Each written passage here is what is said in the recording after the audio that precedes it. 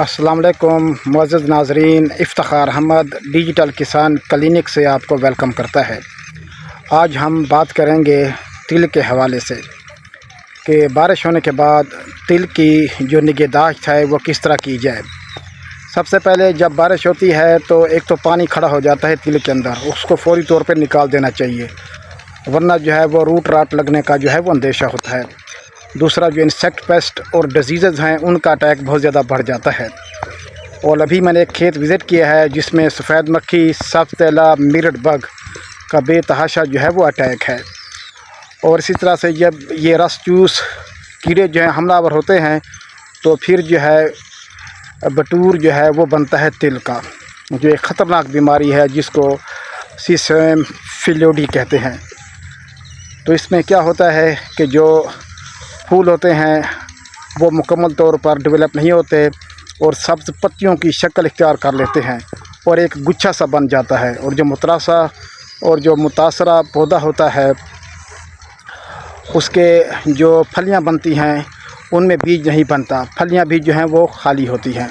पौधे की नशोनुमा जो है वो रुक जाती है और पौधे का जो है मुख्तलिफ़ ब्रांचेस जो है वो बना लेता है और ऊपर से जो है वो एक गुच्छा बन जाता है, जिसकी वजह से पौधे का कद छोटा रह जाता है और पौधा जो है वो बुशी हो जाता है। तो इनका जो सबसे बड़ा जो कारण है वो रस चूस कीड़े हैं, ख़ास तौर पे जो मिरट बग है। अगर मिरट बग का टाइम पे तदारक न किया जाए तो पूरी फसल जो है वो बटूर का शिकार हो जाती है। तो आप इसको किस तरह कंट्रोल करें कि जो सबसे अहम एहतियात होती है कि सीड आप जो जब लगाया करें कि अच्छी क्वालिटी का लगाएं और रेजिस्टेंट जो वैराइटीज़ हैं वो लगाएं और उसके बाद सीड को जो है वो ट्रीट करके लगाएं।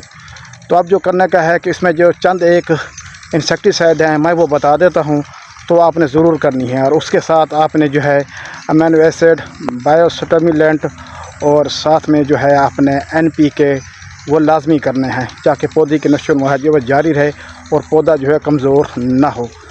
तो उनमें जो सबसे अहम दवाई है वो फ्लोनिकामिड है, आप ये कर सकते हैं। उसके बाद जो है डाइनोटिफ्यूरॉन कर सकते हैं, क्लोथाडियान कर सकते हैं, थायामिथाक्सम कर सकते हैं, नेटप्रेम कर सकते हैं और साथ में आप जो है वो बाइफेंथ्रीन जो है ऐड कर सकते हैं।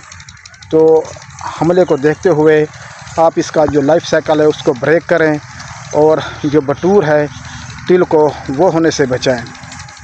तो इसके साथ ही अपने मेज़बान इफ्तिखार अहमद को इजाज़त दीजिए।